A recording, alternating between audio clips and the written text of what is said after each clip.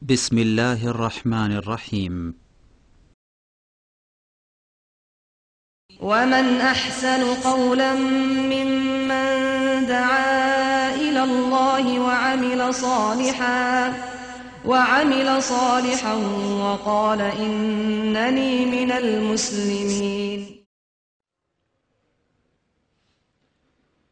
الحمد لله رب العالمين الرحمن الرحيم مالك يوم الدين إياك نعبد وإياك نستعين اهدنا الصراط المستقيم صراط الذين أنعمت عليهم غير المغضوب عليهم ولا الضالين.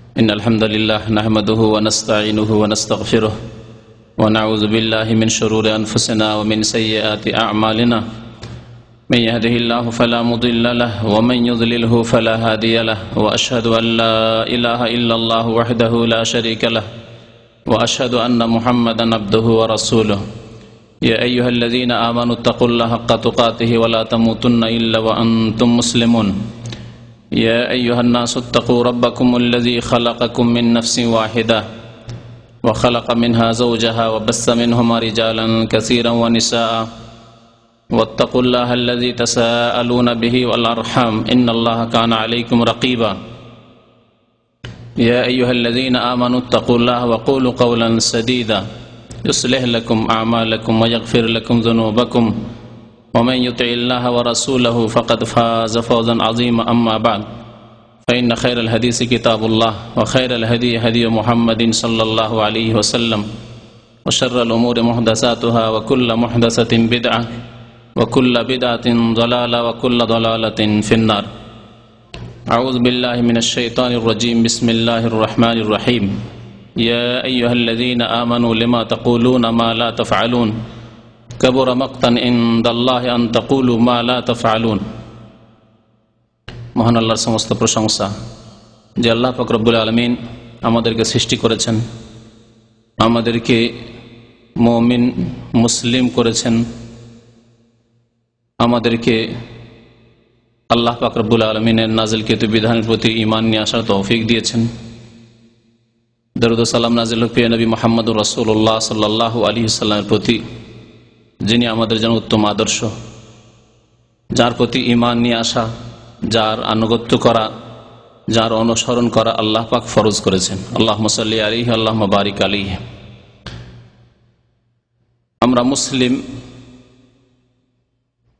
মুসলিম জীবনে আমাদের যে ইসলামের পরিচয় হইতে হবে তা হচ্ছে আকীদার ক্ষেত্রে, বিশ্বাসের ক্ষেত্রে মুসলিম হইতে হবে, আমলের ক্ষেত্রে মুসলিম হইতে হবে, কথাতে যেমন মুসলিম হইতে হবে তেমন কাজে কর্মেও মুসলিম হইতে হবে, তাহলেই মুসলিম হওয়া যাবে।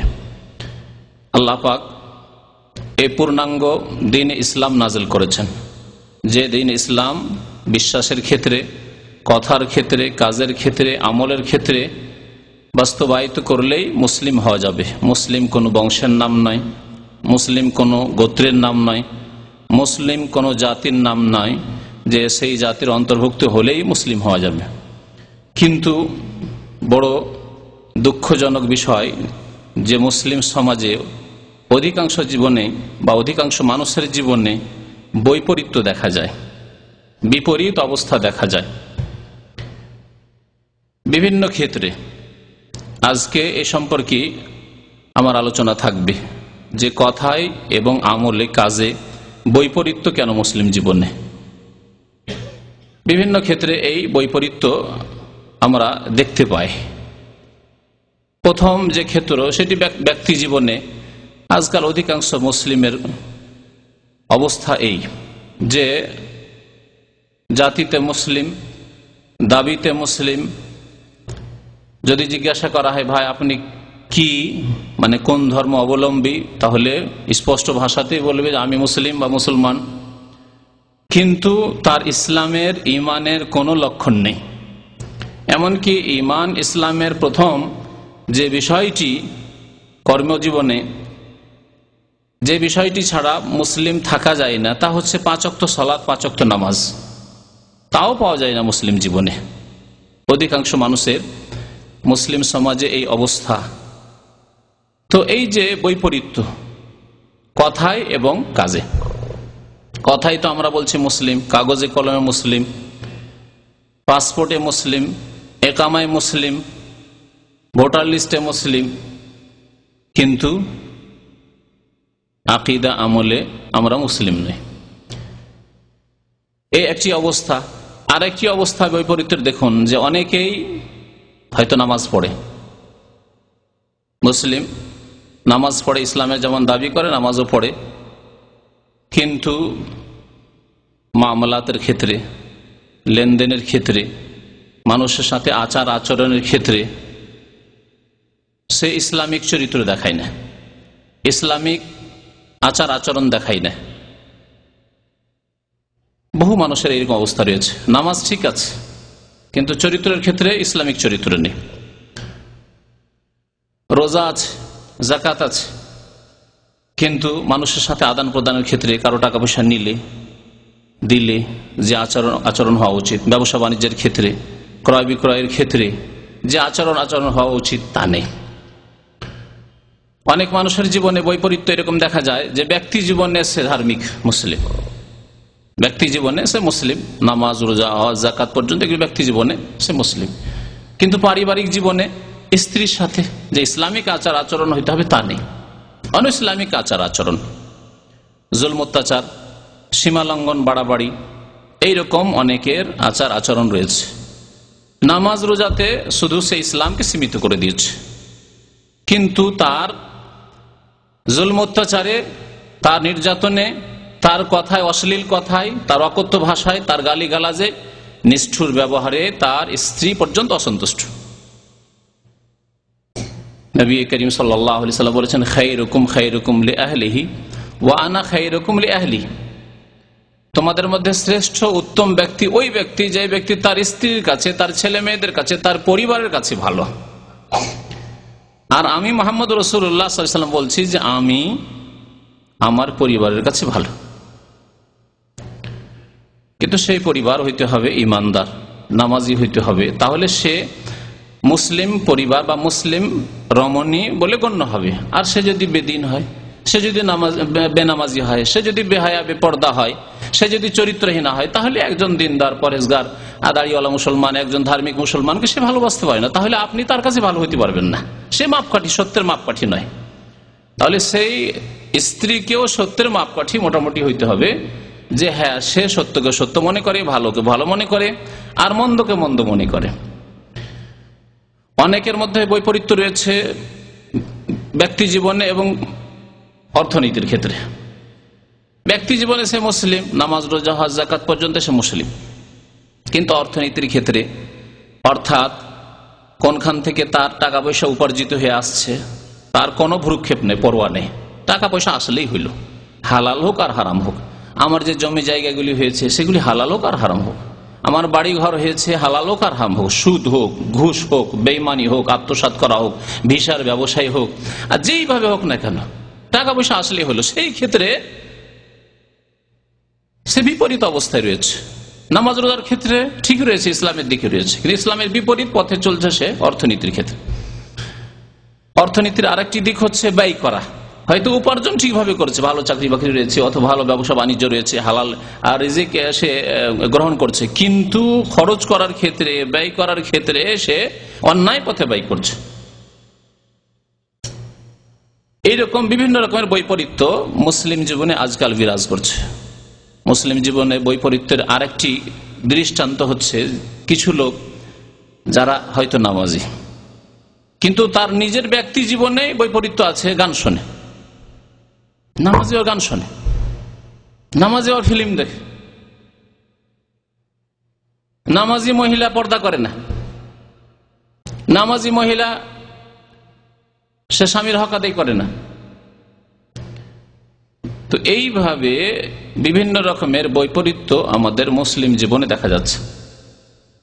অনেকে রমজান মাসের রোজা রাখে, নামাজ পড়ে না। রমজান মাসের রোজা রাখে, এটি ইসলামের দিকে রয়েছে।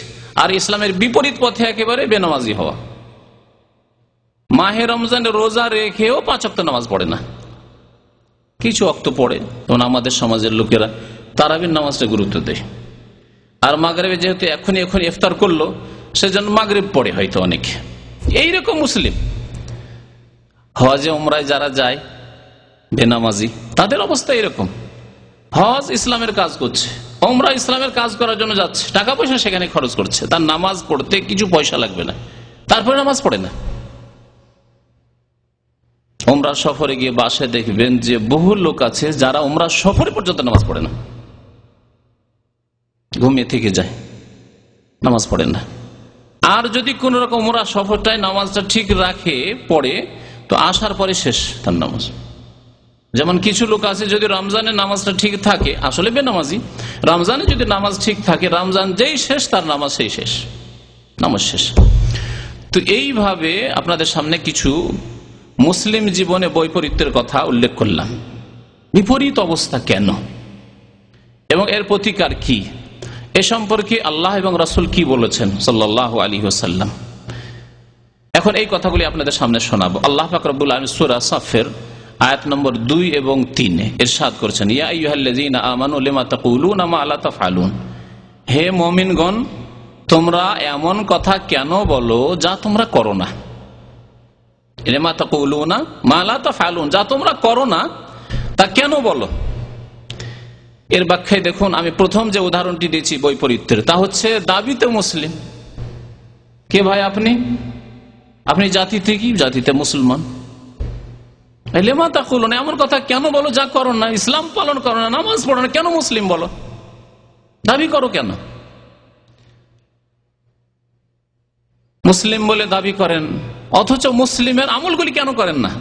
পারিবারিক জীবনে, অর্থনীতির ক্ষেত্রে, মানুষের সাথে আখলাক আচরণের ক্ষেত্রে, আদান প্রদানের ক্ষেত্রে, ওয়াদা পূরণের দিকে, কথাবার্তা বলার দিকে, সত্যবাদী হওয়ার দিকে, এইসব ক্ষেত্রে, সমস্ত ক্ষেত্রে কেন এমন কথাবার্তা বলো যা আমলে করো না?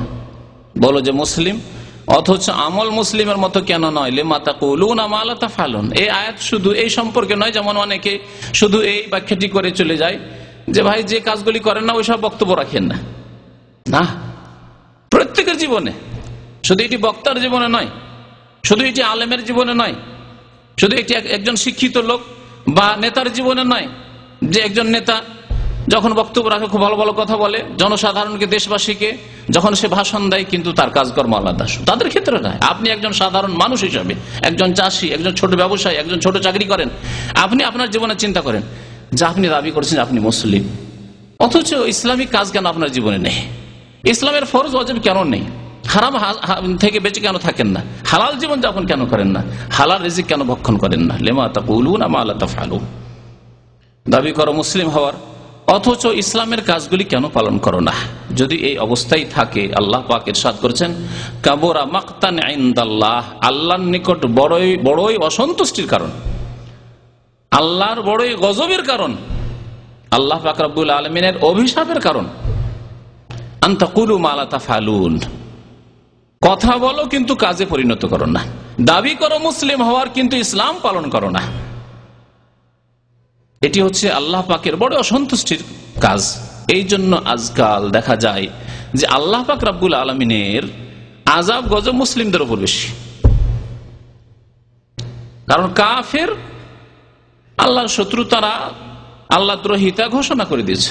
তারা বলে না যে আমরা মুসলিম, আর ইসলামের কাজও করে না। পক্ষান্তরে মুসলিম বলে যে আমরা মুসলিম, কাজে কর্মে মুসলিম নাই, আমলে মুসলিম নাই, ইসলাম থেকে অনেক দূরে। যার ফলে আল্লাহ পাক রব্বুল আলামিন তাদের উপর অসন্তুষ্ট বেশি। কাবুরা মাকতান ইনদাল্লাহি আন তাকুলু মা লা তাফআলুন। আমি এর একটি উদাহরণ দিয়ে থাকি যে আপনার আপন ছেলে যদি হয়, আপন নিজের মেয়ে যদি হয়, ছেলে মেয়েরা, তারা যদি আপনার অবাধ্য হয়, তাহলে আপনি তাদের উপর বেশি অসন্তুষ্ট হবেন।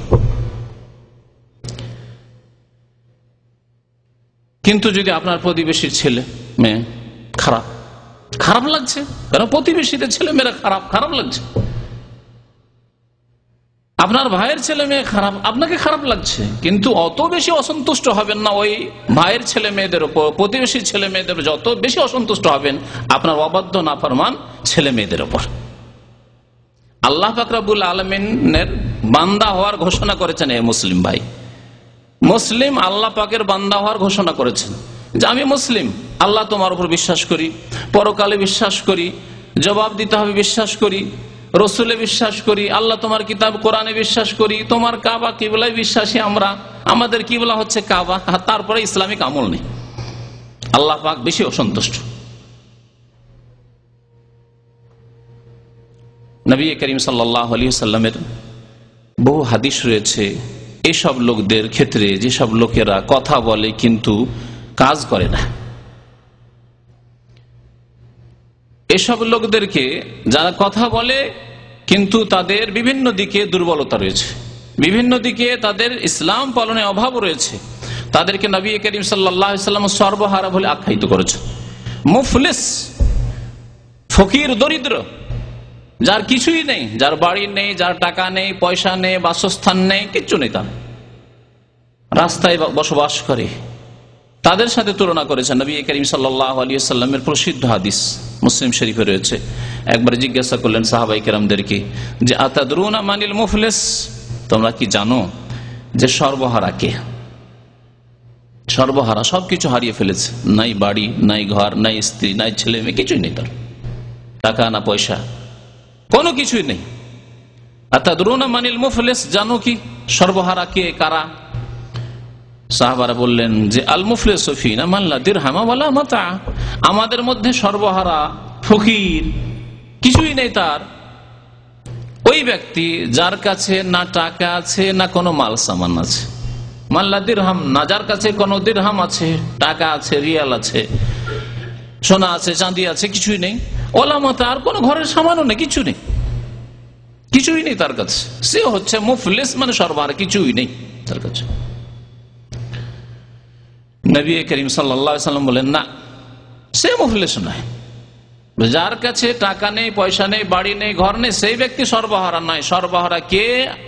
ইন্নাল মুফলিসা মিন উম্মতি মান ইয়াতি ইয়াউমাল কিয়ামাতি বিসসালাতিন ওয়া সিয়ামিন ওয়া যাকাতিন, আমার উম্মতের সর্বহারা ওই ব্যক্তি যেই ব্যক্তি কিয়ামতের দিনে নামাজ নিয়ে আসবে, নামাজ আছে তার, ফরজ নামাজ 5 ওয়াক্ত পড়েছে, ওয়া সিয়ামিন, মাহে রমজানের রোজা রেখেছে, ওয়া যাকাতিন, যাকাত দিয়েছে, তার সাথে সাথে এগুলো ইতিবাচক কাজ আল্লাহ ফরজ করেছেন, করেছে, ফরজ কাজ আদায় করেছে। নিজের ব্যক্তি জীবনের আমলের ক্ষেত্রে যেসব আল্লাহ ফরজ করেছেন, ইসলামের যে খুঁটিগুলি রয়েছে সেগুলি ঠিক রেখেছে সে। ওয়ায়াতি কাদ শাতামা হাযা, তবে সে বিচার দিবসে হাজির হয়েছে অনেক অন্যায় করে, অত্যাচার করে, মানুষের হক নষ্ট করে, ইসলামের বিপরীত কাজ করে, নামাজ রোজা হজ যাকাত এর বিপরীত কাজ করে। অথচ নামাজ যদি সত্যি আল্লাহর সন্তুষ্টির জন্য কায়েম করা হয়, নামাজ যদি যেমন আল্লাহ পড়তে বলেছেন, যেমন রাসূলুল্লাহ সাল্লাল্লাহু আলাইহি ওয়াসাল্লাম নামাজ পড়ে দেখিয়েছেন, সাল্লু কামা রাআইতুমুনি ওয়াসাল্লি, আমার নামাজের মতো নামাজ পড়ো, যেই নামাজের কথা আল্লাহ পাক কোরআনুল কারীমে ইরশাদ করেছেন, ওয়া আকিমিস সালাতা ইন্নাস সালাতা তানহা আনিল ফাহশাই ওয়াল মুনকার, নামাজ কায়েম করো, সালাত কায়েম করো, যদি সালাত প্রতিষ্ঠা করো, নামাজ নিয়মিত আদায় করো, যেভাবে আল্লাহ আদায় করতে বলেছেন, তার রাসূল আদায় করতে বলেছেন, তাহলে নামাজ তোমাদেরকে অশ্লীল কাজ থেকে আর অন্যায় কাজ থেকে, নাজায়েজ কাজ থেকে বিরত রাখবে। নামাজের মধ্যেই ক্ষমতা আছে। তবে নামাজ যদি আল্লাহর সন্তুষ্টির জন্য পড়া হয়, ইহকাল পরকালের মুক্তির জন্য পড়া হয়, এবং আল্লাহ ফরজ করেছেন আমার প্রথম কাজ হচ্ছে নামাজ, তাহলে নামাজ অবশ্যই মানুষের জীবনে সংশোধন নিয়ে আসবে। কিন্তু না, ওই ব্যক্তি কি করেছে? ওয়ায়াতি কাদ শাতামা হাযা, কিয়ামতের মাঠে আল্লাহ পাকের দরবারে হাজির হবে, বহু লোককে গালিগালাজ করে এসেছে। সে গ্রামের লোককে অনেকে আছে, লড়াই ঝগড়া হলেই গালিগালাজ, কথ্য ভাষা বলে। আর এই রোগ মহিলাদের মধ্যে আরো বেশি আছে। যদি কারো সাথে কোন রকমের তর্ক বিতর্ক হয় বা ঝগড়া শুরু হয়, তো প্রথম গালিগালাজ মহিলারা শুরু করে, অকথ্য ভাষা বলা মহিলারা শুরু করে। ওয়াতিকাত শাতামা হাযা, গালিগালাজ করে এসেছে।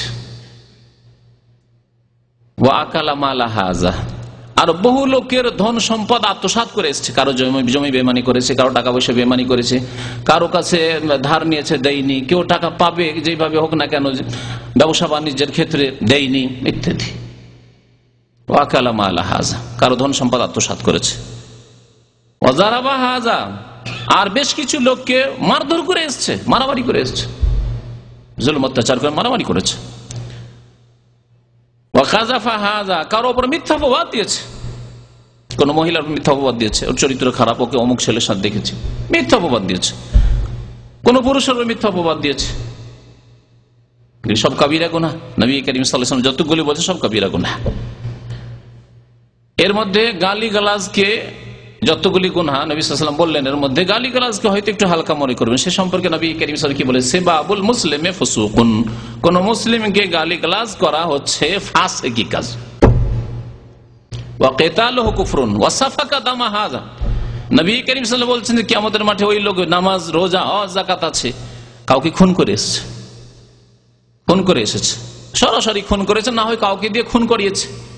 অনেক পয়সাওয়ালার আছে দুনিয়ার স্বার্থে, নিজে তো সরাসরি হয়তো খুন করে না, কিন্তু খুন করায়। জমি জায়গা নিয়ে দ্বন্দ্ব, টাকা পয়সা, ব্যবসা বাণিজ্য নিয়ে দ্বন্দ্ব, নিজে মারতে যাবেন এই কাজ করবে না, কিন্তু 10,000 20,000 টাকা মস্তানদেরকে দিয়ে দিল, গন্ডাকে দিয়ে দিল, যাও ওকে মারিয়ে দে। শুধু তাই নয়, অনেকেই চরিত্রের আছে যে আমার 10,000 টাকা বেইমানি করেছে, 20,000 বেইমানি করেছে, আরো 10,000 চলে যাক, কিন্তু ওকে মারতে হবে, মারাতে হবে তাকে। হয়তো নামাজ আছে, রোজা আছে, আরো বহু ভালো কাজ করে, কিন্তু ওয়াসাফাকা দামা হাযা, কাউকে খুন করে এসছে। এইরকম বহু রকমের অন্যায় অত্যাচার করে এসছে। দেখেন, মানুষের হকের ক্ষেত্রে, আখলাক চরিত্রের ক্ষেত্রে ইসলামকে নষ্ট করে এসছে। বিপরীত জীবনে সে এইদিকে নামাজ রোজার ক্ষেত্রে একদিকে ইসলামের দিকে, আর মানুষের হকের ক্ষেত্রে অন্যায় করে এসছে ইসলামের বিপরীত দিকে সে। তাহলে এইরকম বেশ কিছু লোক এই উম্মতে থাকবে। তাই নবী করিম সাল্লাল্লাহু আলাইহি ওয়াসাল্লাম বলেছেন যে কিয়ামতের মাঠে বিচার দিবসে এইরকম লোক আসবে, নামাজি, রোজাদার, যাকাত দিয়েছে, হজ করেছে, কিন্তু এসব অন্যায় কাজ করে এসেছে। আল্লাহ পাক কি করবেন? ফায়ুতা হাযা মিন হাসানাতিহি, সবাই যখন অভিযোগ নিয়ে আসবে যারা জুলম অত্যাচারের শিকার হয়েছে, যাদের উপর জুলম অত্যাচার হয়েছে, একজন এসে বলবে যাকে গালিগালাজ করেছে, আল্লাহ এই জালেম আমার ছিল বস, এ ছিল আমার ম্যানেজার, এ ছিল আমার গ্রামের সে প্রভাবশালী লোক, আমি গরিব মানুষ ছিলাম, আমাকে রাত দিন গালিগালাজ করে। আমার প্রতিবেশী ছিল, তাদের বংশ বড় ছিল, রাত দিন আমাকে গালি দিত, অন্যায় কথাবার্তা বলতো। আল্লাহ বলবেন ঠিক আছে, তার নেকি নিয়ে যাও। সেই দিন কারো কাছে টাকা পয়সা হবে না, সেই দিন কারো কাছে টাকা পয়সা হবে না। ইয়াউমা লা ইয়ানফাউ মালুন ওয়ালা বানুন, না সেই দিন ধন সম্পদ কাজে আসবে, আর না সন্তান সন্ততি ছেলে মেয়ে কাজে আসবে, ইল্লা মান আতাল্লাহ বিকলবিন সালিম, যে ব্যক্তি সুন্দর অন্তর নিয়ে আসবে, পরিষ্কার অন্তর নিয়ে আসবে, ঈমানের অন্তর নিয়ে আসবে, তার এই ঈমান, এই সৎ আমল কাজে আসবে কাল কিয়ামতে। তো আল্লাহ পাক তখন নেকি দিতে লাগবেন। এ নেকি নিয়ে গেল, যাকে খুন করেছে সে নেকি নিয়ে গেল, যার উপর মিথ্যা অপবাদ দিয়েছে নেকি নিয়ে গেল, যাকে মেরেছে নেকি নিয়ে গেল। এইভাবে নেকি নিতে নিতে নিতে হয়তো নেকি শেষ। বহু লোক এরকম জালেমগুলি হবে যাদের নামাজ, হজ, যাকাতের নেকির পাহাড় ছিল। ফাইন ফানিয়াত হাসানাতুহু ক্বাবলা ইউকযা মা আলাইহি, তার উপর যে মানুষের হক ছিল, হক নষ্ট করে এসেছে, সেগুলি আদায় করতে করতে যদি নেকি শেষ হয়ে যায়, ওখিযাত মিন খাতায়াহুম, আরো বেশ কিছু লোক আসবে অভিযোগ নিয়ে, আল্লাহ আমার উপরে জুলুম করেছে, আমার সাথে দুর্ব্যবহার করেছে, আমার হক নষ্ট করেছে, আমার প্রাপ্য চাই, আজকে বদলা চাই। দুনিয়ায় আমি বদলা নিইনি, আমি সবুর করেছিলাম, ধৈর্য ধারণ করেছিলাম। সুতরাং যাদের হক নষ্ট করা হচ্ছে, ধৈর্য ধারণ করতে হবে। আমরা অনেকে ধৈর্য ধারণ করি উপায় নাস্তিক, তখন পারছি না বলে, যদি পারি তার কাছ থেকে আদায় করে নিতে পারবো তাহলে ছাড়বো না। এই ক্ষেত্রে আল্লাহ সেই ফজিলত রাখেননি। হয়তো আল্লাহ পাক রব্বুল আলামিন আপনার হক নষ্ট করবেন না, কালকে আমাদের দেবেন, কিন্তু সেই সম্মান আপনাকে দেবেন না, যে সেই মর্যাদা দেবেন না, যেই মর্যাদা ওই ব্যক্তিকে দেবেন যেই ব্যক্তি পারবে দুনিয়া প্রতিশোধ নিতে, তারপরে প্রতিশোধ নেয়নি। সে আমাকে গাল দিয়েছে, প্রতিশোধ নিতে পারতাম, সে আমাকে মেরেছে, আমি মারতে পারতাম, সে আমার অন্যায় করেছে, আমার টাকা পয়সা নিয়ে দিচ্ছে না, আমি ইচ্ছা করলে টাকা পয়সা আদায় করে নিতে পারতাম, সবর করে ধৈর্য ধারণ করেছি। তার জন্য আল্লাহ পাক বড় সম্মান রেখেছেন। তাই নেকি দিতে নেকি শেষ হয়ে গেছে। নবী করিম সাল্লাল্লাহু আলাইহি ওয়াসাল্লাম বলছেন যে ওই লোকগুলি, যে লোকগুলি অভিযোগ নিয়ে আসবে, তারা অনেকে গুনাহগার। গুনাহ বেশি হওয়ার কারণে তাদের জন্য জাহান্নামের হুকুম হয়ে গেছে, জাহান্নামে যাবে হয়তো কিছু কালের জন্য, চিরকালের জাহান্নামে কোনোদিন জাহান্নাম থেকে বেরিয়ে আসবে না।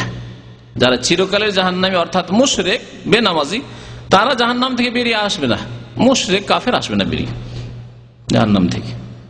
ইমাম ইবনে কাইয়িম রাহমাতুল্লাহ আলাইহি মুশরিক কাফের সম্পর্কে বলেছেন, তাদের উদাহরণ হচ্ছে কুকুরের মতো। কুকুরকে যতই গোসল দেওয়ান আপনি, নদীতে যদি গোসল দেওয়ান, তারপর কুকুরের শরীর পাক হবে না, কুকুরের শরীর পাক হবে না।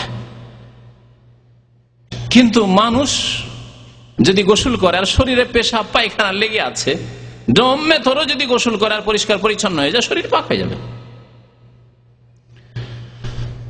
তো আল্লাহ পাক রব্বুল আলামিন জাহান্নামে জ্বালিয়ে জ্বালিয়ে কাফের মুশরিককে পাক করবেন না, যে কাফের কোনদিন জাহান্নাম থেকে উঠে জান্নাতে আসবে।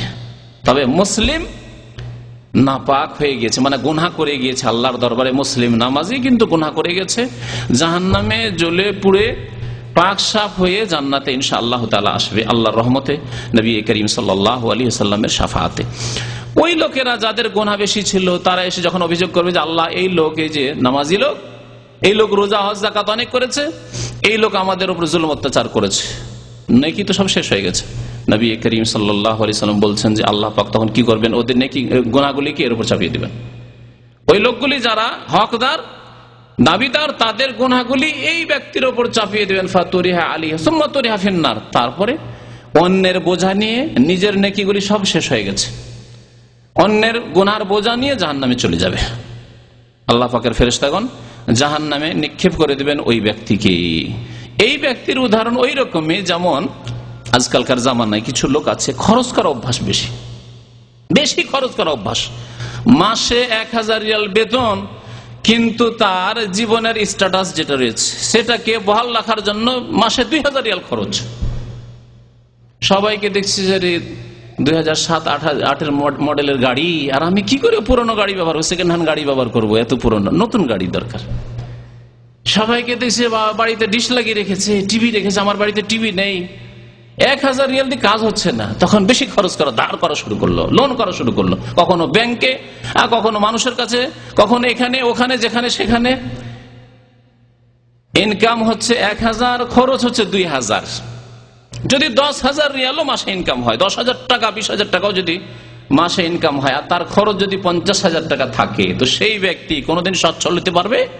কখনো সচ্ছল হতে পারবে না। ঋণ ঋণ ঋণ, তারপরে ঋণ থাকবে। কিন্তু কারো যদি 500 রিয়াল ইনকাম থাকে, আর সে দেখে 500 রিয়াল আমার ইনকাম, আমাকে 400 রিয়ালে আমার মাস সারতে হবে, আমাকে এর হিসাব করে নিতে হবে যে আমি দৈনিক কিভাবে খরচ করলে আমার 500 টাকাতে 400 টাকাতে আমার মাসটা চলে যায়, তার মধ্যে আমি কিছু বাঁচাতে, আমার মা আছে, আমার বাবা আছে, আমার উপর আর অন্যান্য হক রয়েছে, তাদের হক আদায় করতে হবে। তো যে ব্যক্তি অনেক নেকি নিয়ে কাল কিয়ামতে হাজির হবে, আর তার নেকিগুলি এভাবে শেষ হয়ে যাবে, ওর অবস্থা ওই রকমই যেমন 10,000 টাকা মাসে ইনকাম করে 20,000 টাকা খরচ করে, কিছুই থাকে না, সর্বহার আসে। নবী করিম সাল্লাল্লাহু আলাইহি ওয়াসাল্লামের সামনে এক সাহাবী এসে জিজ্ঞাসা করছেন, ইয়া রাসূলুল্লাহ, আমাদের গ্রামে এক মহিলা আছে। মহিলার কথা বলছেন সাহাবীরা, যে এক মহিলা আছে, ইউযকারু মিন কাসরাতি সালাতিহা ওয়া সিয়ামিহা ওয়া সাদাকাতিহা ওয়ালাকিন্নাহা তুযি জিরানিহা বিলিসানিহা। সেই মহিলা খুব বেশি নামাজি, 5 ওয়াক্ত নামাজি তো আছে ফরজ। কারণ মনে রাখবেন, নবী সাল্লাল্লাহু আলাইহি ওয়াসাল্লামের জামানায়, সাহাবায়ে কেরামের জামানায়, তাবেঈনদের জামানায়, তাবা তাবেঈনের জামানায়, তারপরেও যুগ যুগ ধরে শত শত বছর মুসলিম বেনামাজি হইতো না। এই একটি বিষয় সম্পর্কে অনেক মুসলিম ভাইরা জানে না, যারা বেনামাজি অথবা আদা নামাজি, মাঝে মাঝে নামাজ পড়ে, মাঝে মাঝে ছাড়ে, ফজর পড়ে না, 4 ওয়াক্ত পড়তে পারি, ফজরটা পারি না। তাদের কল্পনাতেও নেই যে নবী সাল্লাল্লাহু আলাইহি ওয়াসাল্লামের জামানার পরে দীর্ঘ শত শত বছর কোন মুসলিম বেনামাজি হইতো না, বেনামাজি হইতো না। তাহলে সেই মহিলা খুব নামাজ পড়ে, মানে শুধু ফরজ নামাজ নয়, নামাজ পড়ে মানে তাহাজ্জুদের নামাজ পড়ে, খুব বেশি নামাজ পড়ে মানে নফল নামাজও পড়ে, তাহাজ্জুদ নামাজ পড়ে, ইশরাক পড়ে, সালাতুল দুহা, চাষতের নামাজ পড়ে, সুন্নত নফল খুব পড়ে, নামাজ খুব বেশি পড়ে, রোজা রাখে, নফল রোজাও রাখে, ফরজ তো রাখে, মুসলিম তো ফরজ রোজা রাখতে হবে, সাদকা দেয়, জাকাত তো দেয়, নফল সাদকা দান খায়রা তো খুব বেশি করে। কিন্তু ওই মহিলার বদ স্বভাব হচ্ছে তুজি জিরানাহা বিলিসানিহা, তার পাড়া প্রতিবেশীর লোক সব অশান্তিতে রয়েছে ওই মহিলার জন্য, কষ্ট দেয় প্রতিবেশীকে, অকথ্য ভাষা বলে, গালিগালাজ করে, লড়াই ঝগড়া করে গ্রামবাসীর সাথে। নবী করিম সাল্লাল্লাহু আলাইহি ওয়াসাল্লাম ওই মহিলা সম্পর্কে বললেন হিয়া ফিন্নারে, ওই মহিলা জাহান্নামে যাবে। আল্লাহু আকবার। সেই মহিলা নামাজ রোজা হজ যাকাত অধিক পরিমাণে থাকা সত্ত্বেও, নফল থাকা সত্ত্বেও সে কোথায় যাবে? নবী করিম সাল্লাল্লাহু আলাইহি ওয়াসাল্লাম বলছেন সে জাহান্নামে যাবে। মুসনাদ আহমদের হাদিস, ইবনে হিব্বানের হাদিস, ইমাম হাকিম হাদিসটিকে সহিহ বলেছেন। সাহাবীরা আরেক মহিলার কথা জিজ্ঞাসা করলেন, এর বিপরীতে এক মহিলা আছে যে সে মহিলার খুব বেশি নামাজ নেই, ফরজ কোন রকম ফরজ নামাজ পড়ে, ওর নফল নামাজ নেই, নফল রোজা নেই, ও রমজান মাসের রোজা অবশ্য নফল রোজা রাখতে পারে না, ও জাকাত কোন রকম দেয়, ও নফল দান খায়রাত করতেও দেখা যায় না তেমন। ওয়ালাকিন্নাহা লা তুযি জিরানিহা, কিন্তু সে কোনদিন কোন পাড়া প্রতিবেশীকে কষ্ট দেয় না, কোন কাউকে কষ্ট দেয়নি, জীবনের তার দ্বারা কেউ কষ্ট পায়নি, ভালো চরিত্রের মহিলা। নবী করিম সাল্লাল্লাহু আলাইহি ওয়াসাল্লাম বলেন হিয়া ফিল জান্নাহ, সেই ব্যক্তি জান্নাতে যাবে, সেই ব্যক্তি জান্নাতে যাবে। তাহলে কেউ যদি নামাজে কমের পক্ষে পাশ করে যায়, ফরজ আদায় করে দিয়েছে, সে 5 ওয়াক্ত ফরজে কোন রকমের ঘাটতি নেই তার, রোজার ফরজ আদায় করে দিয়েছে, মাহে রমজান রোজায় কোন রকম ঘাটতি নেই, যাকাত শতকরা 2.5% সেটা পুরা করে দিয়েছে, বেশি আর দান খেরাত করতে পারেনি, ইতিবাচক দিক ফরজ আদায় করে চলেছে, আর নেতিবাচক হারাম অন্যায় কাজ কারো উপর করেনি, কারো উপর জুলম অত্যাচার করেনি, মানুষের হক নষ্ট করেনি, মানুষের সাথে খারাপ চরিত্র দেখায়নি, তাহলে নবী করিম সাল্লাল্লাহু আলাইহি ওয়াসাল্লাম এইরকম পুরুষ নারীকে জান্নাতের সুসংবাদ দিয়েছেন, হিয়া ফিল জান্নাহ। নবী করিম সাল্লাল্লাহু আলাইহি ওয়াসাল্লামের হাদিস, এটি হাদিস, লা ইয়াদখুলুল জান্নাহ, ওই ব্যক্তি জান্নাতে যাবে না, মান লা ইয়ামানু জারুহু বাওয়াইকাহু, যেই ব্যক্তির পাড়া প্রতিবেশী বলতে শুধু প্রতিবেশী মানে আমাদের দেশের প্রেক্ষাপটে প্রতিবেশী বুঝবেন না, আমরা এখানে যারা অনেকে ব্যাচেলার থাকি, এক রুমে 2 জন 3 জন 4 জন 5 জন 7 জন থাকি, পাশের রুমে রয়েছে পাড়া প্রতিবেশীকে হয়তো কষ্ট দেবেন না আপনি, কারণ পাড়া প্রতিবেশীতে অধিকাংশ আত্মীয় স্বজন, অথবা অনেককে ভয় করেন আপনি হয়তো ওখানে, তারপরে ওখানে চক্ষু লজ্জা আছে, ওখানে হিসাব নিকাশ নেওয়ার মতো লোক আছে, আপনার বাবা আছে মা আছে, তারা হিসাব নিকাশ নেবে, কেন তুমি এরকম অন্যায় করতে যাও, কেন ঝগড়া করতে যাও।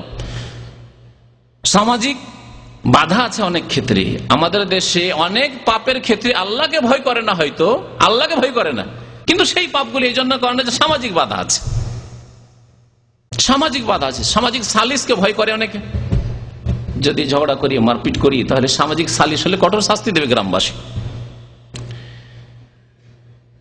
অথবা বাবা মা আছে, বংশের লোকেরা আছে, মুরব্বীরা আছে, তারা শাস্তি দেবে, তাদের প্রভাব রয়েছে গ্রামে, গ্রামের সমাজ এইরকম খানিকটা।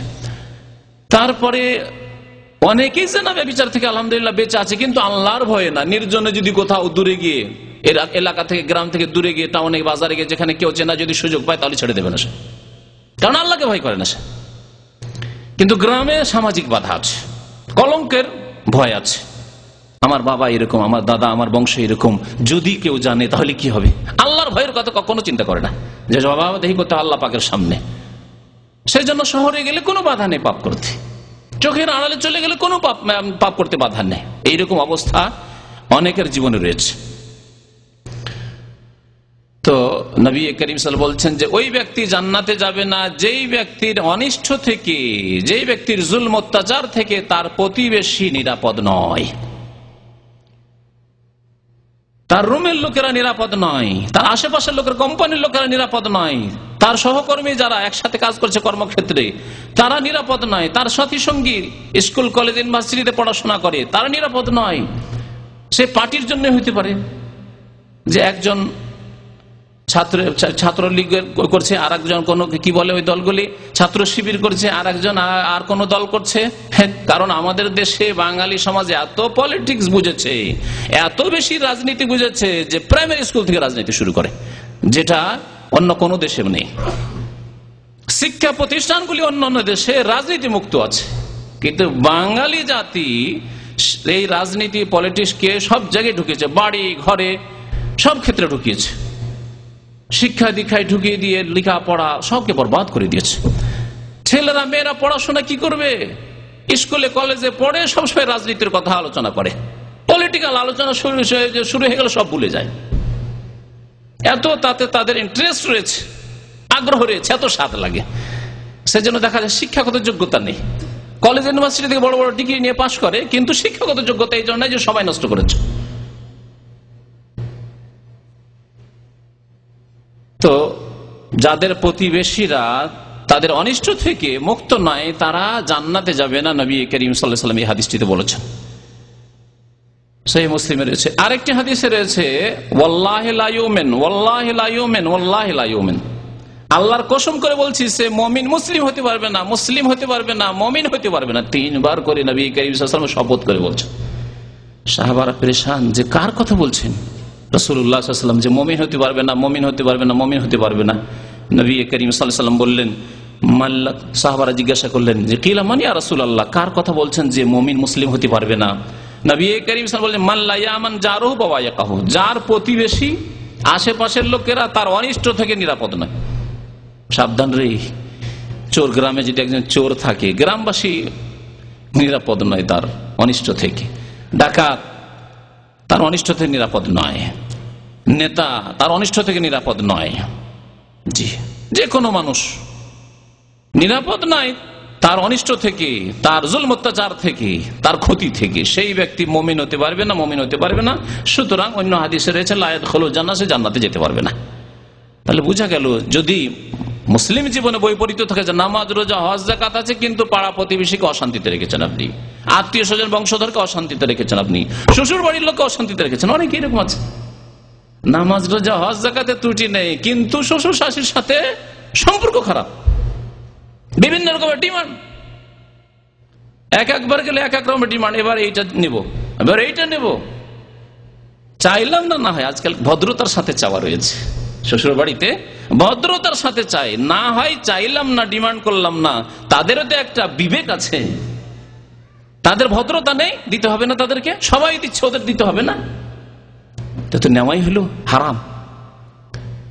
যৌতুক সম্পর্কে আমার বক্তব্য এর আগে আছে, যারা এর অতিরিক্ত শুনতে চাইবেন এই হারাম অভিশাপ সম্পর্কে, তারা সেই আলোচনাগুলি শুনে নেবেন।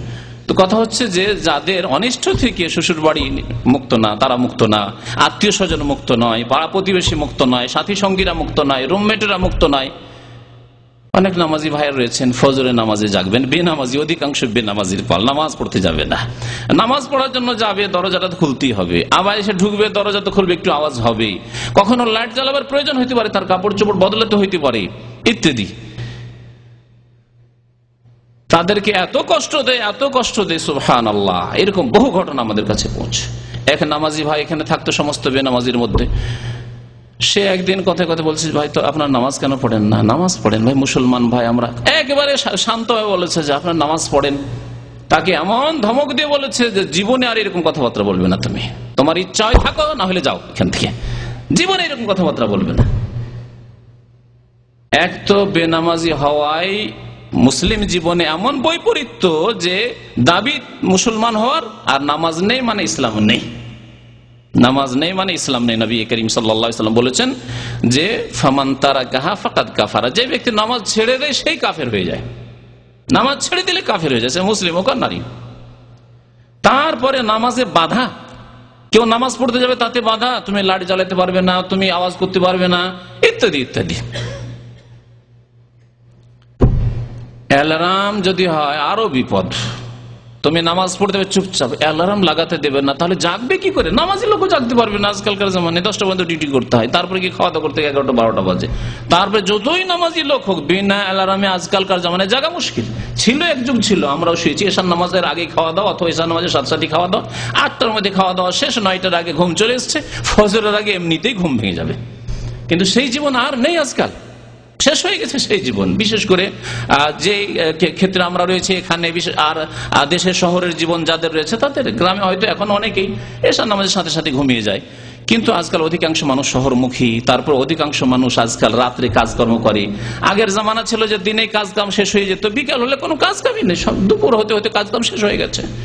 তাহলে রাতে এশার নামাজের সাথে সাথে ঘুম আসলে ফজরের আগে এমনিতে ঘুম ভেঙে যাবে। তাহলে যদি একজন নামাজি লোককে অ্যালার্ম না লাগাতে দেওয়া হয়, তাহলে নামাজ তো পড়লো না, তার সাথী সঙ্গীরা নামাজে বাধা দিল।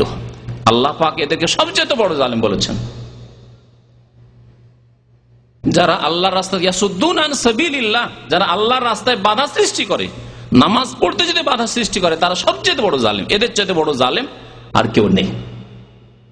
জালেম বহু প্রকার রয়েছে, কেউ কোন রকমের জুলুম করে, কেউ কোন রকমের জুলুম করে, কিন্তু যারা আল্লাহর দ্বীন প্রতিষ্ঠা করতে বাধা সৃষ্টি করে, নামাজ কায়েম করতে বাধা সৃষ্টি করে, মসজিদে যেতে বাধা সৃষ্টি করে, নামাজের জন্য জাগতে বাধা সৃষ্টি করে, তারা হচ্ছে সবচেয়ে বড় জালেম।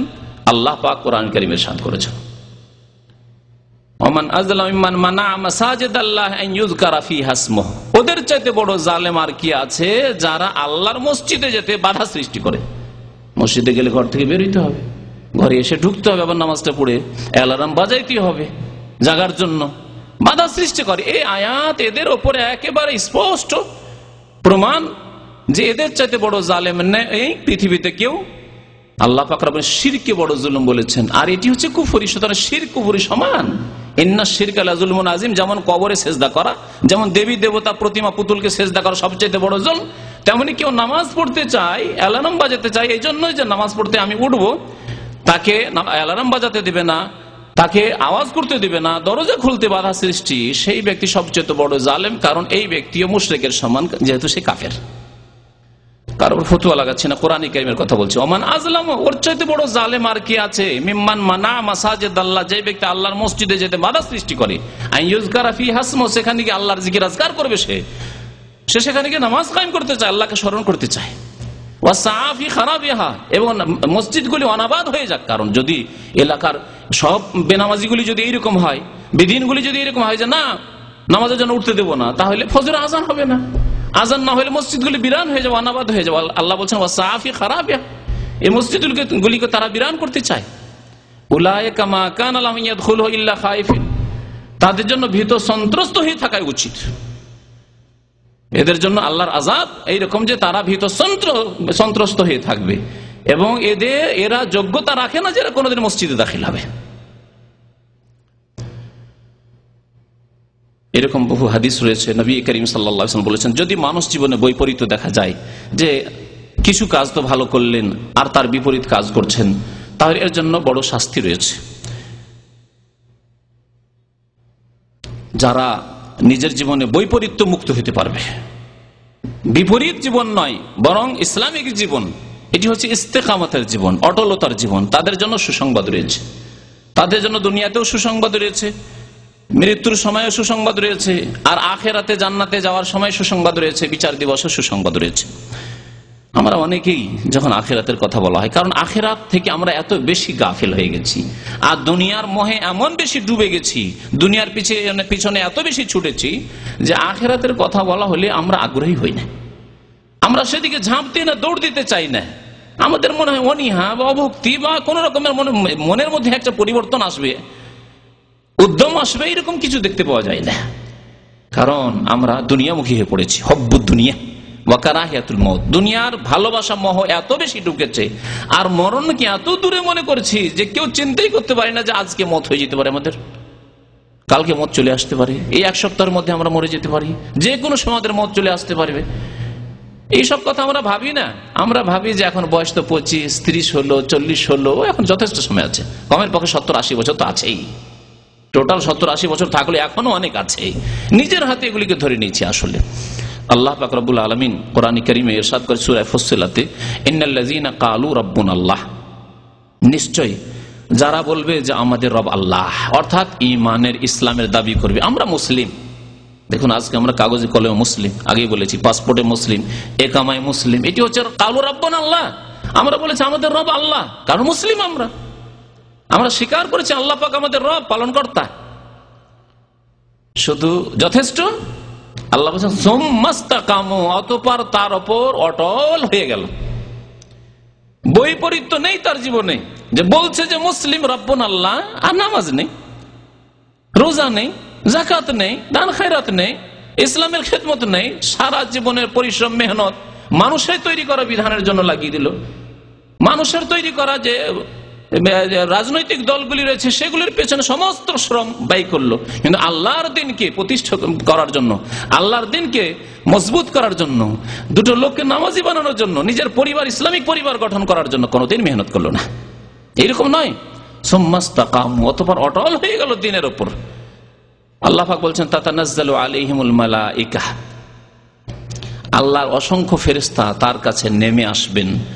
তাফসীর কারগণ বলেছেন যে এটি হবে মানুষের মওতের সময়, যখন মৃত্যু শয্যায় থাকবে আর বিদায় নিচ্ছে পৃথিবী থেকে, মালাকুল মওত আসবেন। এর আগে মৃত্যুর অবস্থা কিছুদিন আগে বর্ণনা করেছি, তখন বলেছে অসংখ্য ফেরেশতা চারিদিক থেকে ঘিরে নেয়। সৎ লোককে সৎ আল্লাহর রহমতের ফেরেশতা ঘিরে নেয়, আর অসৎ লোককে আল্লাহর আযাবের ফেরেশতা, গজবের ফেরেশতা এসে ঘিরে নেয়। আর তারপরে মালাকুল মওত এসে উপস্থিত হন। ওই ফেরেশতাগণ আসেন যারা আল্লাহকে রব বলে মেনে নিয়েছে এবং দিনের উপর অটল, যাদের জীবনে বৈপরীত্য নেই, সুন্দরভাবে তারা ইসলামকে প্রতিষ্ঠা করেছে, তাদের জন্য ফেরেশতা আসবেন, অসংখ্য ফেরেশতা, আর এসে সান্ত্বনা দেবেন। সান্ত্বনার প্রয়োজন তখন মানুষের সান্ত্বনার কোনো কাজে আসবে না। বুঝতে পারছে যে আমার শেষ অবস্থায় স্ত্রীকে ছেড়ে যেতে হবে, এখনই ছেড়ে যেতে হবে। শেষ অবস্থায় যদি ধীরে ধীরে মত আসছে, হঠাৎ আকস্মিক মত নয়, ধীরে ধীরে মত আসছে, বুঝতে পারছে যে আর আমি বাঁচবো না, তাহলে ভালো করে বুঝতে পারছে আমার এই স্ত্রী আর কাজে আসবে না, আমার এই ছেলেরা আর কাজে আসবে না, আমার এই মেয়েরা আর কাজে আসবে না, আমার আত্মীয় স্বজন বংশ ধন সম্পদে এত সুন্দর বাড়ি কাজে আসবে না, আমার এত সুন্দর ভালো চাকরি আর কাজে আসবে না, এই নেতৃত্ব, এই মিনিস্ট্রি আর আমার কাজে আসবে না। বুঝতে পারছে সে। সেই সময় যদি সৎ লোক হয়, দিনের ওপর অটল ব্যক্তি হয়, মানব জীবনে, মুসলিম জীবনে যদি বৈপরীত্য না থাকে, তাহলে ফেরেশতাগণ বলে আল্লাহ তাখাফু ওয়ালা তাহজানু, ভয় করিও না, ওয়ালা তাহজানু, দুশ্চিন্তা করিও না, কোনো চিন্তা নেই, কোনো ভয় নেই, ওয়া আবশিরু বিল জান্নাহ, জান্নাতের সুসংবাদ দিচ্ছি। পাড়ি দেওয়ার আগেই, দুনিয়াতেই, মৃত্যুর আগেই ফেরেশতাগণ সুসংবাদ দিচ্ছেন, ওয়া আবশিরু বিল জান্নাতিল্লাতী কুনতুম তুআদু, জান্নাতের যে ওয়াদা করা হয়েছে সৎ ব্যক্তির জন্য, যারা সত্যিকার অর্থে মুসলিম, তাদের জন্য সেই ওয়াদা তোমার পুরা হবে, তোমাকে জান্নাতের সুসংবাদ দিচ্ছি আল্লাহর পক্ষ থেকে।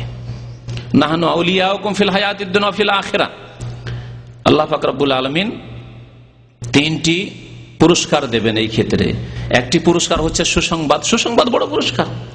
যদি আপনাকে সুসংবাদ দিয়ে দেয় কোনো ক্ষেত্রে যে আপনার ভবিষ্যৎ জীবন উজ্জ্বল, কিছুই জানেন না আপনি, এখন আপনি ছাত্র জীবনে আছেন হয়তো, অথবা আপনি প্রথম শুরু এখন চাকরি শুরু করেছেন মাত্র, এই শুরু এখন বিয়ে শাদী করেছেন মাত্র, এখনো কতটা ছেলে মেয়ে হবে, কি হবে না হবে, তাদের ভালো করে খাওয়াতে পারবো কিনা, তাদের জন্য বাড়িঘর তৈরি করতে পারবো কিনা, নতুন ব্যবসা শুরু করেছেন, ব্যবসায় কামিয়াব হতে পারবো কি পারবো না, উন্নতি করবো না, সব সর্বনাশ হবে, ঋণে ডুবে যাবো, কিছুই জানেন না।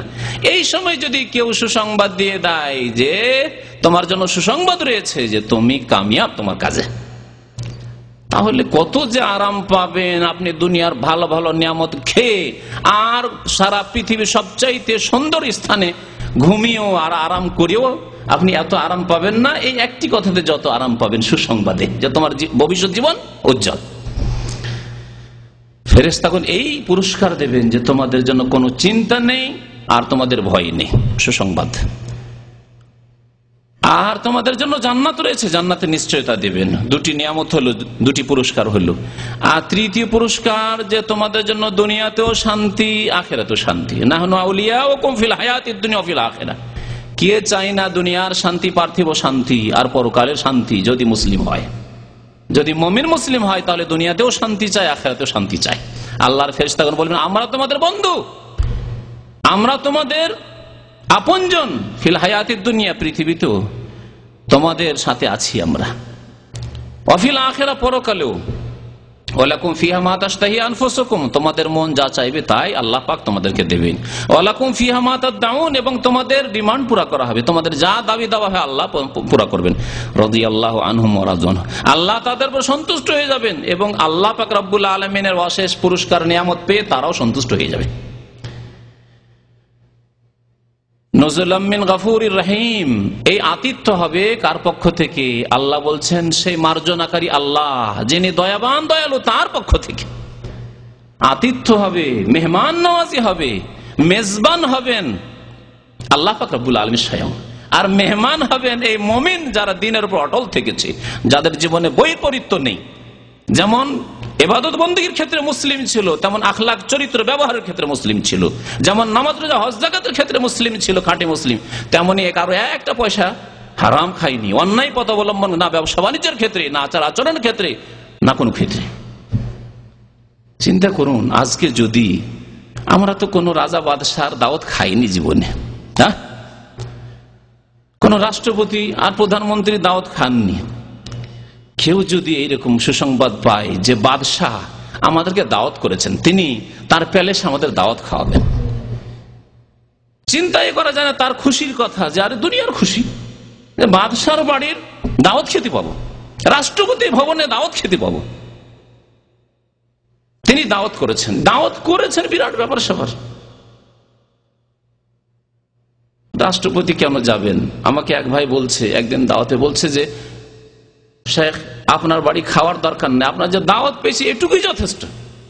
অথচ আমি কিছুই না তার কাছে, দাওয়াত পাওয়াই যথেষ্ট আমার। তাহলে চিন্তা করুন, মানুষের দাওয়াতকে আপনি এতই গুরুত্ব দিচ্ছেন যে দাওয়াত পাওয়া আমার জন্য যথেষ্ট, এটি আমার জন্য বড় সম্মান। তাহলে আল্লাহ পাক রব্বুল আলামিন যেদিন দাওয়াত করবেন,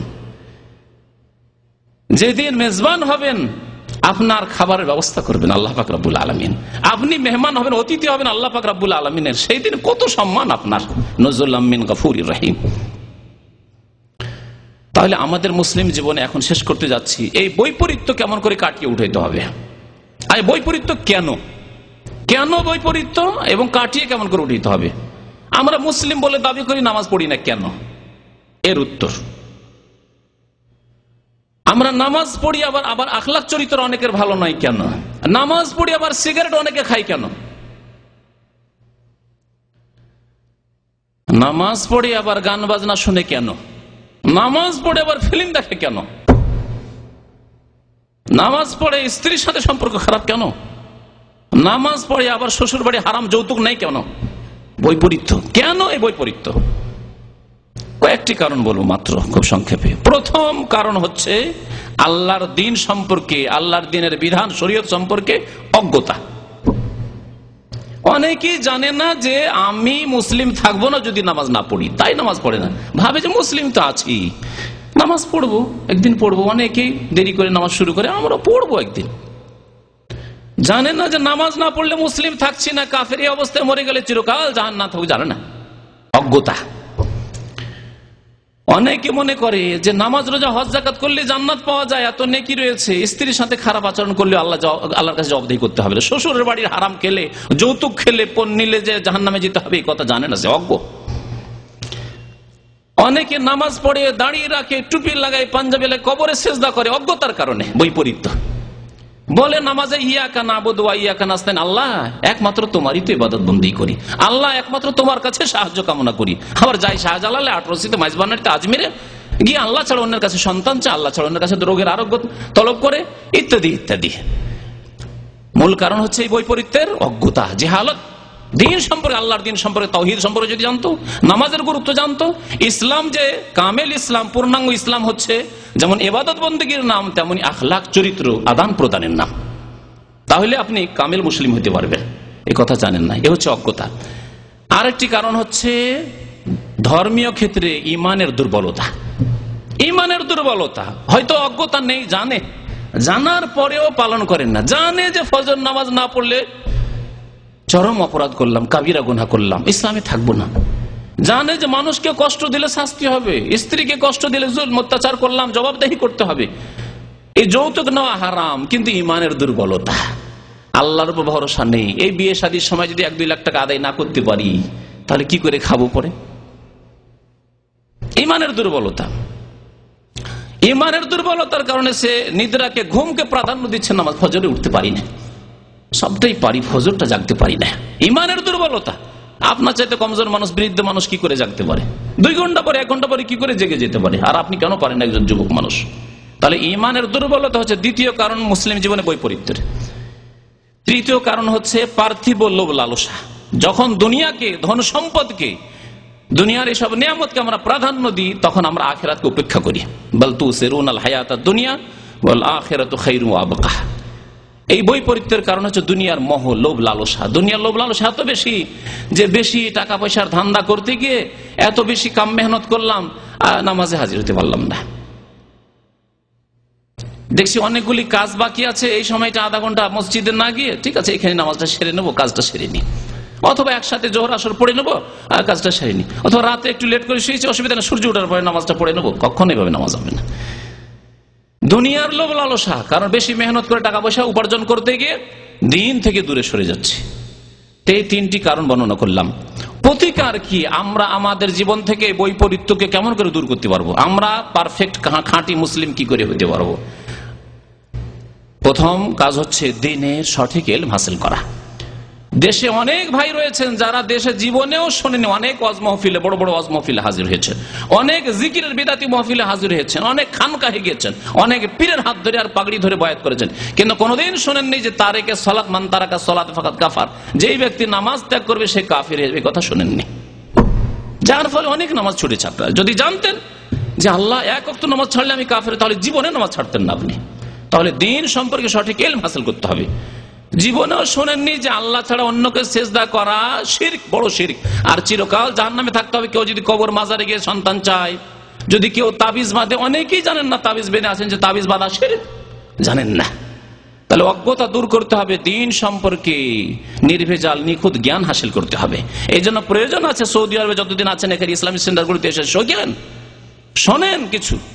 যারা আসার সময় আছে আসেন, যারা আসার সময় নেই, এখানে সবকিছু রেকর্ড হচ্ছে, অডিও রেকর্ড হচ্ছে, ভিডিও রেকর্ড হচ্ছে, সেগুলির মাধ্যমে আপনি ইলম হাসিল করেন। এক একটি বিষয়ের উপরে আপনি যথেষ্ট ইলম হাসিল করতে পারলে সেই বিষয়ে আর আপনার ভুল ত্রুটি হবে না। আশা করি যদি আমলের আগ্রহ থাকে, কিন্তু অজ্ঞতা জানে না, মাসলাই জানে না, তো ভুল হবেই। সুদ খাচ্ছেন, জানেন না যে সুদ খাওয়া কত বড় পাপ। ঘুষ খাচ্ছেন, ঘুষ যে কত বড় পাপ আপনি জানেন না। বহু ক্ষেত্রে অন্যায় অত্যাচার করেছেন পারিবারিক জীবনে, আপনি স্ত্রীর সাথে ভালো সম্পর্ক কেমন করে করতে হবে আপনি জানেন না। প্রথম দিনে দিলেন এমন ধমক যে তোমার সাথে কার কার সম্পর্ক আছে, ও তো ভয়কে অবস্থা খারাপ তার। সে চিন্তা করতে প্রথম দিন থেকে শুরু করলো যে বাবা আমাকে তো রাস্তা এখন থেকে খুঁজে নিতে হবে, কারণ এ তো আমাকে ভালোবাসেন, এ তো আমার ভিতরের কথা নিতে চায়, আমাকে তো ফাঁসাতে চায়। এইরকম অনেকে আছে। তাহলে দ্বীন ইসলাম সম্পর্কে যদি আপনি ভালো জ্ঞান না হাসিল করেন, তাহলে আপনার বিভিন্ন জীবনে অবনতি ঘটবে, বিপদ আসবে, অসুবিধা আসবে। তাহলে দ্বীন ইসলামের জ্ঞান হাসিল করতে হবে। আল্লাহর প্রতি ঈমান, পরকালের প্রতি ঈমানকে মজবুত করতে হবে। জান্নাতের উপর যখন ভালো দৃষ্টি দেবেন, জান্নাত চোখের সামনে রয়েছে, এই জান্নাত যদি হারিয়ে যায় সবচেয়ে বড় আমি ক্ষতিগ্রস্ত। ইন্নাল ইনসানা ফি খুসর, মানুষ ক্ষতিগ্রস্ত। আমি কি ওই ক্ষতিগ্রস্ত হব? জাহান্নামে যাব আমি? আমার ঈমান ঠিক থাকলে হলো, আমার নামাজ ঠিক থাকলে হলো, আমি পেটে ডাল ভাত খেলেও বেঁচে থাকবো, শুকনো রুটি খেলেও বেঁচে থাকবো, আমার পূর্বপুরুষরা কিছু খেতে পারে, লবণ রুটি খেত তাও বেঁচে থেকেছিল, আমি কি বেঁচে থাকতে পারবো না? আমাকে এসির ঘরে বাস করতে হবে? খড়ের ঘরে আমার বাবা দাদারা বাস করেছে, আমার জন্য পাকা বাড়ি হইতে হবে? গ্রামে বাস করে, জঙ্গলে বাস করেছে, মাছতলে বাস করেছে, আমাদেরকে টাউনে বাস করতে হবে? কিছুই প্রয়োজন নেই আসলে, কিন্তু প্রয়োজন আছে জান্নাতে আমাকে যেতে হবে। ঈমানকে মজবুত করতে হবে আল্লাহর উপর এবং আখিরাতে। এবং দুনিয়ার লোভ লালসা কমাতে হলে আখিরাত মুখী হইতে হবে। দুনিয়ার লোভ লালসা কমাতে হলে মরণকে স্মরণ করতে হবে। এই জন্য নবী করিম সাল্লাল্লাহু আলাইহি ওয়াসাল্লাম বলেছেন, আকসিরু যিকরা হাযিমিল লাজ্জাত, তোমরা বেশি বেশি মওতকে স্মরণ করো, কারণ মওতকে যারা স্মরণ করবে তাদের আখিরাত বেশি বেশি স্মরণ আসবে। এখন আছি, এখনই মরে যেতে পারি, এখনই আমার কবরে যেতে হতে পারে, আজকে জানাজা আমার হয়ে যেতে পারে।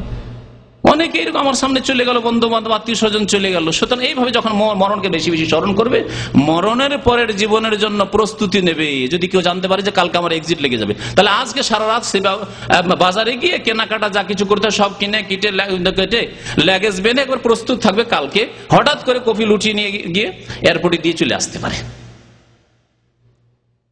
তারপরে তো কালকে হবে, তারপরে ফ্লাইট পেতে তো সময় লাগবে, কিন্তু আল্লাহ পাক রব্বুল আলামিনের কাছে মালাকুল মওতকে সময় লাগে না, যে কোনো সময় হতে পারে। মওতকে বেশি বেশি স্মরণ করলে পরকাল সম্পর্কে ঈমান মজবুত হবে, দুনিয়ার লোভ লালসা ভালোবাসা কমে আসবে, আল্লাহ পাক দুনিয়াতে যেটুকু দিয়েছেন ওর জন্য মেহনত করুন। তার জন্য এই কথা বলছি না যে আপনি ঘরে বসে মেহনত করুন, পরিশ্রম করুন, কিন্তু হালাল উপায় আল্লাহর হক আদায় করার পরে নামাজ, রোজা, হজ, যাকাত ঠিক রেখে, 5 ওয়াক্ত নামাজ ঠিক রেখে, ফজরের নামাজ ঠিক রেখে। আল্লাহ পাক যেন আমাদেরকে নেক আমলের তৌফিক দান করেন। আল্লাহ পাক যেন আমাদের গুনাহ খাতা অতীতের মাফ করে দেন। আল্লাহ পাক রব্বুল আলামিন আমাদের জীবনের বৈপরীত্যকে যেন দূর করেন। আল্লাহ পাক রব্বুল আলামিন আমাদেরকে কামেল খাঁটি মুসলিম হওয়ার যেন তৌফিক দান করেন। আমিন ইয়া রাব্বাল আলামিন। ওয়া সাল্লাল্লাহু আলা নবিয়িনা মুহাম্মদ ওয়া আলা আলিহি ওয়া সাহবিহি আজমাইন।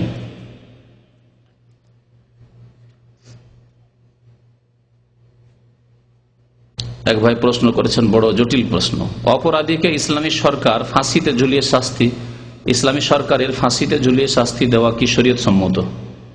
ইসলামিক সরকার যদি হয় আর যদি শরীয়তি বিধান পালন করে, সীমা লঙ্ঘন না করে, অর্থাৎ এক ব্যক্তি অপরাধী খুন করেছে অথবা খুন করার, অনেক লোকে খুন করার পরিকল্পনা নিয়েছে ইত্যাদি যদি হয়, তাহলে শাস্তির ক্ষেত্রে আল্লাহ পাক কয়েকটি শাস্তির ইখতিয়ার দিয়েছেন। ইন্নামা জাযাউল্লাযীনা ইউহারিবুনাল্লাহ ওয়া রাসূলাহু ওয়া ইয়াসআউনা ফিল আরদি ফাসাদান আন ইউকাত্তালু আও ইউসাল্লাবু আও তুকাত্তা আইদিহিম ওয়া আরজুলুহুম মিন খিলাফিন আও ইউনফাউ মিনাল আরদ।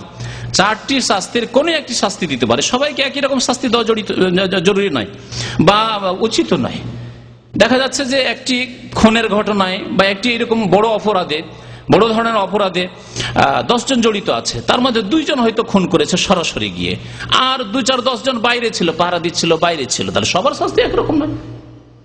আল্লাহ পাক এর জন্য 4 রকমের শাস্তির কথা উল্লেখ করেছেন। ওলামায়ে কেরাম বলেছেন যে এই ক্ষেত্রে যে ইমামে ওয়াক্ত হবেন, বর্তমান যে শাসক হবেন যিনি, তিনি এই 4টির মধ্যে যেটা উপযোগী মনে করবেন, সময় উপযোগী এবং মানুষকে সতর্ক করার জন্য যেটা ভালো হতে পারে, অথবা তার অপরাধকে দেখে কেমন অপরাধ, যে এরকম অপরাধ, একজন লোক 2-3টে লোককে খুন করেছে হয়তো, আর খুন করেছে তো একবারে শুধু খুন জবাই করেনি বা শুধু মানে আঘাত করে খুন করেনি, হয়তো হাত কেটেছে, পা কেটেছে, চোখ তুলেছে, এরকম অপরাধ হতে পারে।